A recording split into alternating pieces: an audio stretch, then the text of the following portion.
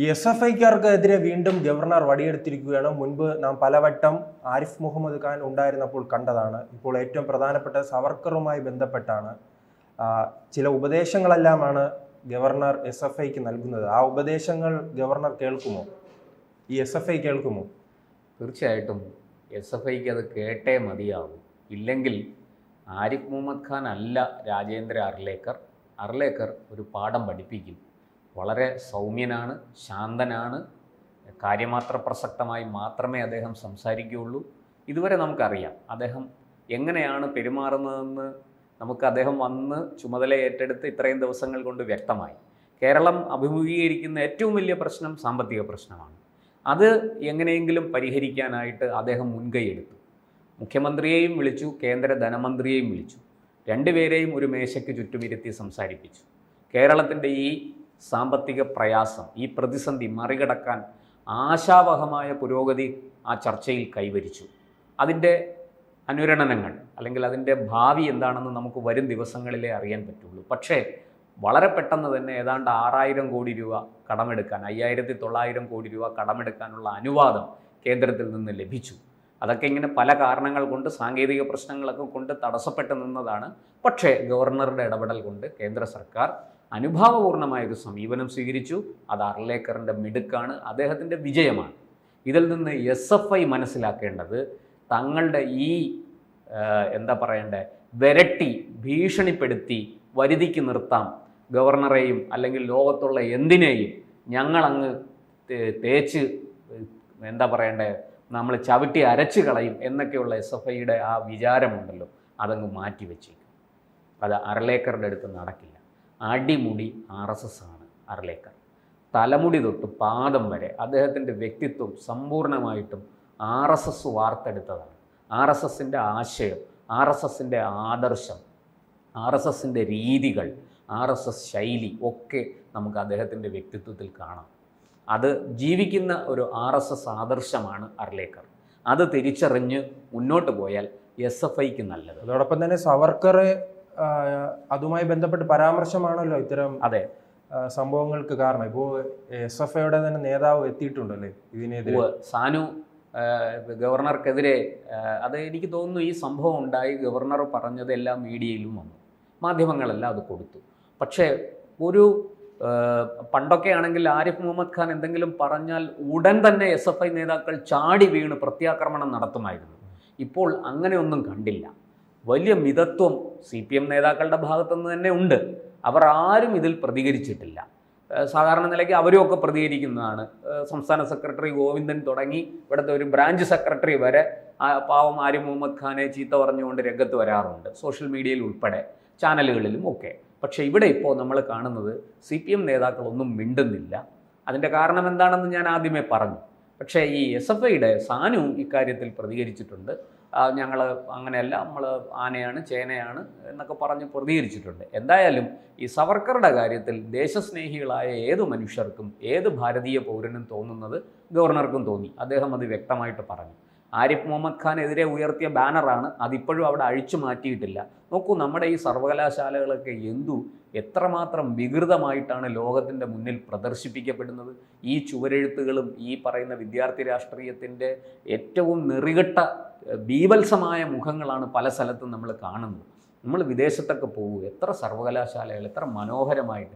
എന്തിനു പറയുന്നു, നമ്മുടെ JNUവിലൊക്കെ പോയാൽ പോലും, അല്ലെങ്കിൽ ഡൽഹി യൂണിവേഴ്സിറ്റിയിൽ പോയാൽ പോലും അവിടെയും രാഷ്ട്രീയമുണ്ട്. പക്ഷേ ആ സർവകലാശാല ക്യാമ്പസ് എത്ര മനോഹരമായിട്ടാണ് അവർ സൂക്ഷിക്കുന്നത്. അനാവശ്യമായ ഇലക്ഷൻ സമയത്തൊക്കെ അവർ ബാനർ കിട്ടും, പക്ഷെ അത് കഴിഞ്ഞ് അവരത് അഴിച്ചു മാറ്റും. അത് എന്തുകൊണ്ട് കേരളത്തിൽ അതൊന്നും ചെയ്യുന്നില്ല? ഈ പറയുന്നത് പോലെ എസ് എഫ് ഐക്കാർക്ക് അവരുടെ ഒരു തേർവാഴ്ചയാണ് ഈ ഇത്തരത്തിൽ ഗവർണറെ വെല്ലുവിളിച്ചുകൊണ്ട്, ഗവർണറെ അല്ല ആവശ്യം, സവർക്കറെ അല്ല ആവശ്യം, ചാൻസലറെയാണ് എന്നൊക്കെ പറഞ്ഞ് ബാനർ ഉയർത്താൻ ഇവരൊക്കെ ആരാ? ഇവർക്ക് ഇതിന് ഉള്ള അധികാരമുണ്ടോ?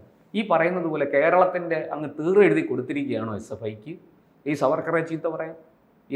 ഇവരുടെ അനിഷേധ്യനായ ആചാര്യൻ സാക്ഷാൽ EMS നമ്പൂതിരിപ്പാട്, അദ്ദേഹം സവർക്കർക്കെതിരെ ഒരു വാക്ക് പോലും പറഞ്ഞിട്ടില്ലല്ലോ. എന്ന് മാത്രമല്ല സവർക്കറെ വളരെ പ്രകീർത്തിക്കുകയും ചെയ്തു. പഴയ കമ്മ്യൂണിസ്റ്റ് നേതാക്കളെ എടുത്തു നോക്കൂ, CPMലായാലും CPIയിലായാലും അവരാരും സവർക്കറെ തള്ളി പറഞ്ഞിട്ടില്ല. സവർക്കർ ഒരു വലിയ യുക്തിവാദിയായിരുന്നു. എന്തേ ഇവർ അതൊന്നും തിരിച്ചറിയുന്നു? ഈ പുതിയ തലമുറയ്ക്ക് വായന നഷ്ടമായോ? അവർക്ക് ഈ അറിവൊന്നും ഇല്ലേ? ഇല്ലെങ്കിൽ പാർട്ടി ക്ലാസ്സിലെങ്കിൽ ഇതൊക്കെ ഒന്ന് പറഞ്ഞു കൊടുക്കണം. CPM-ൻ്റെ വലിയ നേതാക്കളുണ്ടല്ലോ, പരിണിതപ്രജ്ഞരായ, അവരൊക്കെ ഒന്ന് പറഞ്ഞു കൊടുക്കണം ഈ സവർക്കർ ആരായിരുന്നുവെന്ന്. സവർക്കർ എങ്ങനെയാണ്, പഴയകാല കമ്മ്യൂണിസ്റ്റ് നേതാക്കൾ ഡാങ്കെ മുതലുള്ളവർ എങ്ങനെയാണ് സവർക്കറെ പ്രകീർത്തിച്ചിരുന്നതെന്നും അദ്ദേഹത്തെ ബഹുമാനിച്ചിരുന്നതെന്നും ഒക്കെയുള്ള സത്യമൊന്ന് പറഞ്ഞു കൊടുക്കണം ഈ പുതിയ തലമുറയ്ക്ക്. അത് CPM-ന് അതിനുള്ള ചുമതലയുണ്ട്, കടമയുണ്ട്. ആ സവർക്കറെ രാജ്യത്തിന് വേണ്ടി ഇപ്പോൾ അർലേക്കർ വളരെ വ്യക്തമായിട്ട് പറഞ്ഞു. അദ്ദേഹം ഇപ്പോൾ കുറച്ച് വർഷങ്ങളായാണല്ലോ, ഒരു 20-30 വർഷങ്ങളായാണ് നാം കാണുന്ന ഒരു പ്രവണത. CPM-ന് ഈ ന്യൂനപക്ഷങ്ങൾക്ക് വേണ്ടിയുള്ള പ്രീണനം നടത്തുന്നതിന് പിന്നാലെയാണ് സവർക്കർ അവർക്ക് താല്പര്യമില്ലാതായത്.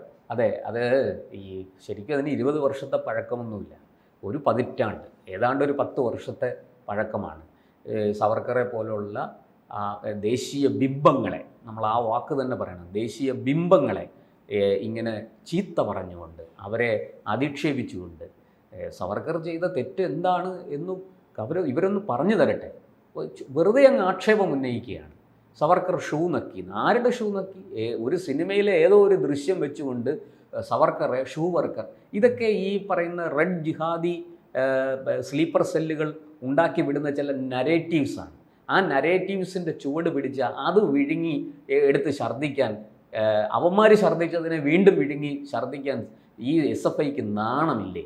ഈ SFIക്കാരെ എത്ര വലിയ പ്രബുദ്ധരായ ഒരു സംഘടനയായിരുന്നു ഒരു കാലത്ത്. വിദ്യാർത്ഥി രാഷ്ട്രീയത്തിൽ വലിയ സംഭാവനകൾ നൽകി. അക്രമമൊക്കെ നടന്നിട്ടുണ്ട്, അതൊന്നും നമ്മൾ നിഷേധിക്കുന്നില്ല. പക്ഷേ അന്ന് SFI ഒരു വലിയ സാന്നിധ്യമായിരുന്നു. ഇന്ന് നമ്മൾ കാണുന്ന കേരളം ഭരിക്കുന്ന പല നേതാക്കളും ഉയർന്നു വന്നത് SFIയിലൂടെയാണ്. ആ വിദ്യാർത്ഥി രാഷ്ട്രീയം, അതിൻ്റെ ഒരു ചൂടും ചൂരും കേരളത്തിൽ ഏത് വിദ്യാർത്ഥികളെ സംബന്ധിക്കുന്ന ഏത് വിഷയത്തിലും ചാടി വീണ് പ്രതികരിക്കാനും പ്രതിഷേധം സംഘടിപ്പിക്കാനും ഒക്കെ ഉണ്ടായിരുന്ന SFI, ഏത് ആഗോള വിഷയത്തെക്കുറിച്ചും സംസാരിക്കാൻ കഴിയുന്ന നേതാക്കൾ, അതൊക്കെ ഉണ്ടായിരുന്ന SFIയുടെ നിഴല് പോലും ഇന്ന് കാണാനില്ല.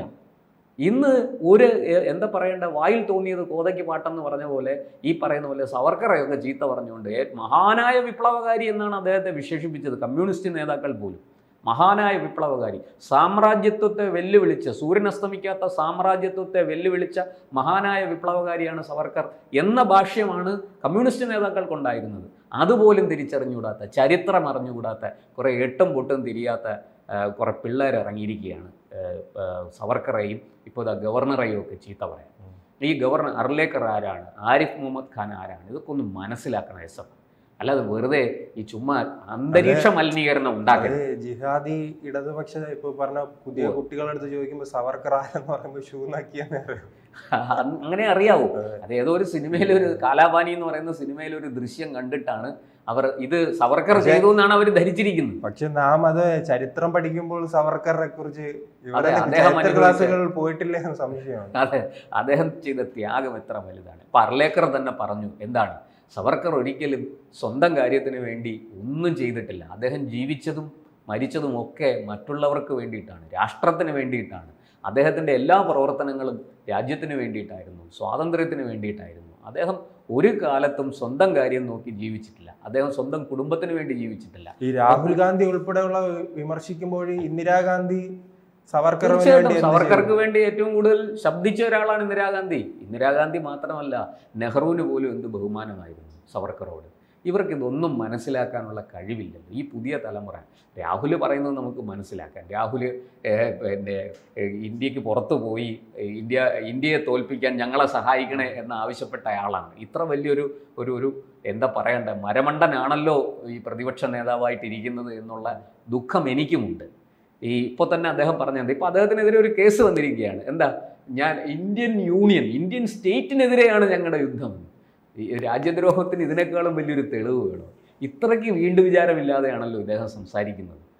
പോട്ടെ, ഞാൻ അതിലേക്ക് കടക്കുന്നില്ല. അപ്പോൾ നമുക്ക് SFI തിരിച്ചറിവുണ്ടാകണം.